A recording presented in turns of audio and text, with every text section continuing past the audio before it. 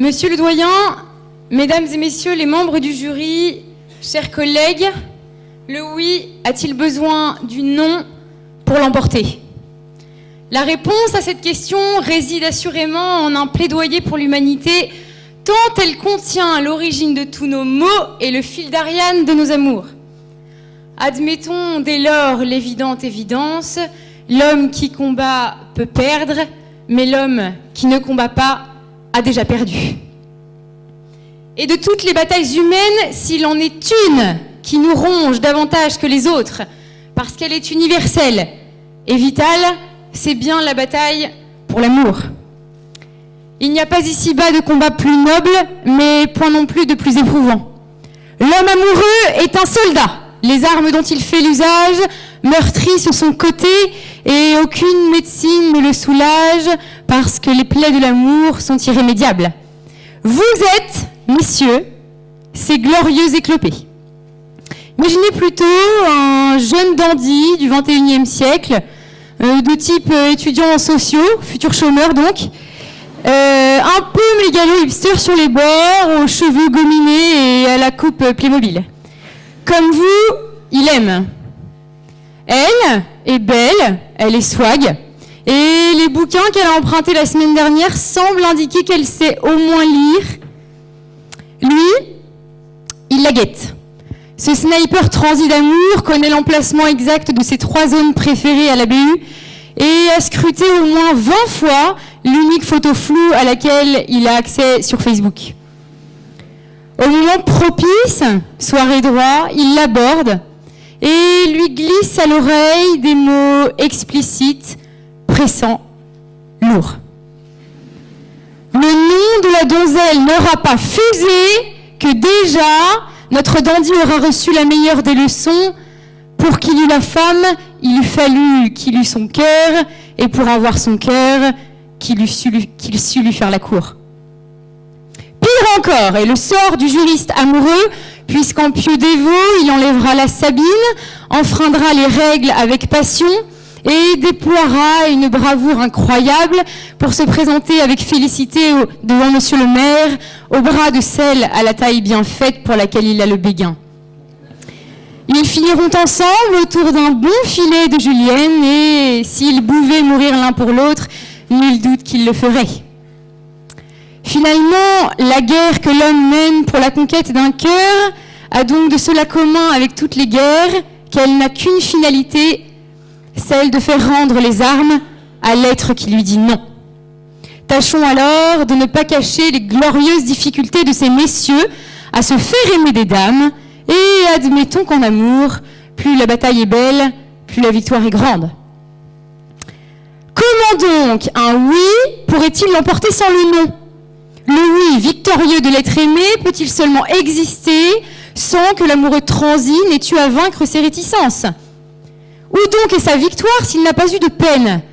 Quel combat mérite son nom s'il n'a pas connu le péril qui fait sa gloire? A-t-on jamais vu femme docile?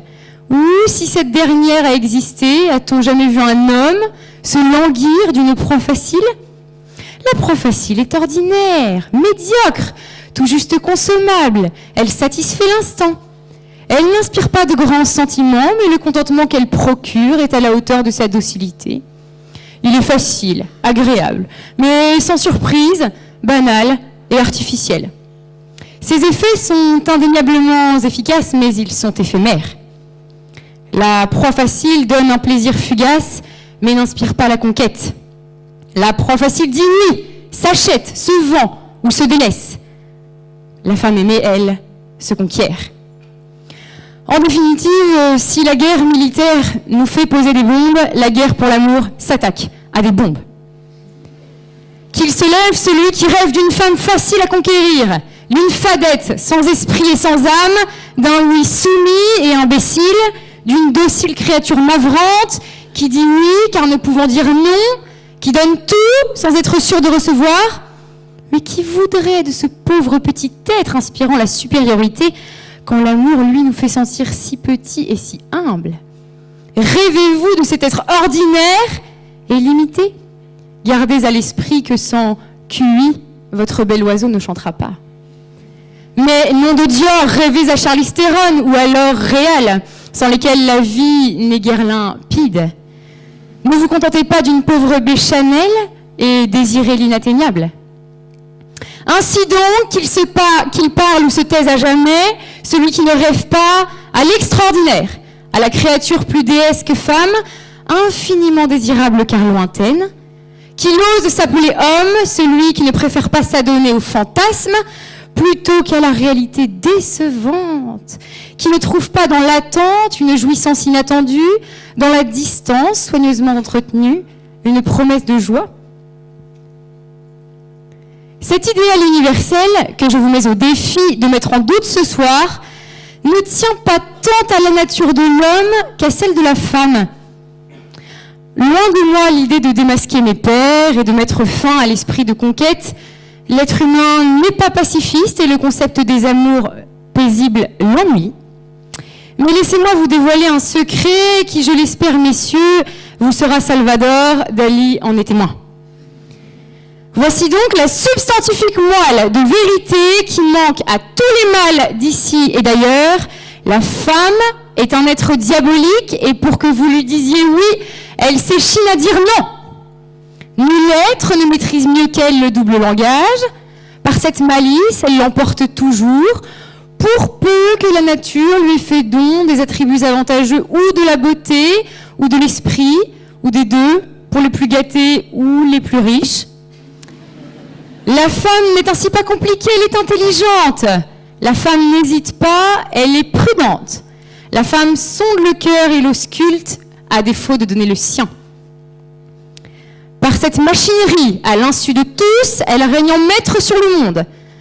D'aucuns disent que la parité exemplaire n'existe pas au sein de nos institutions. Mais mensonge d'homme. À ces aveugles, répondons que c'est parce que derrière chaque ministre ou quelques autres puissants de ce monde se cache une femme. Une éminence grise, une favorite, rusée, discrète et raffinée, qui a compris que le pouvoir visible se partage alors que l'invisible a des contrées infinies. Son entreprise machiavélique a triomphé des hommes depuis la nuit des temps. Prolétaires de l'amour, unissez-vous! La femme qui dit non n'a d'autre dessein que de vous faire plier, vous, les roseaux penchants. Mais qu'en serait-il autrement? Imaginez une seconde révolution. Les hommes se lèvent contre cette tyrannie du cœur, furieux d'avoir été dupés. Coup d'État contre les femmes qui voient leur empire s'effondrer. Leur stratagème est anéanti, leur trône renversé. Voilà qu'il est permis aux hommes de se faire aimer d'elles sans larmes ni sang. Fini les conquêtes et la souffrance, la paix est rétablie dans les cœurs, les couples sont réconciliés, la natalité s'accroît et la démographie explose. Les amours ordinaires deviennent le principe et l'esprit chevaleresque l'inutile exception. Les hommes et les femmes se comprennent enfin et se réconcilient pour la nuit des temps. Même les grandes prêtresses du pouvoir battent en retraite. Nabila se jette à l'eau, Caroline s'en va sans demander Fourest, et Najat, au vu des circonstances complexes, des circonflexes donc, implore le pardon de l'Académie. La femme, qui disait non pour que son alter ego lui dise oui, devient débonnaire et médiocrement simple, et l'homme cesse de se torturer à déchiffrer ses états d'âme mystérieux. Ce serait, à n'en pas douter, l'époque la plus triste et la plus comateuse de tous les siècles passés. Mais l'homme est masochiste. Quitte à ce que la souffrance lui soit infligée, il aime souffrir d'amour. Qu'il est sans charme, cet amour sans histoire. Aucune résistance, aucun conflit, aucun effort. Pire, aucun amour.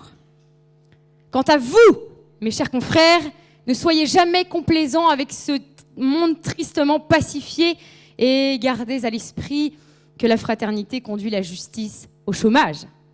Préférez le désordre et les passions, entretenez l'incompréhensible et restez le juriste faussement attristé de cette débâcle sans laquelle vous et moi serions condamnés à choisir la voie sans issue, l'économie, soit le sort le plus triste et le plus platonique de l'humanité.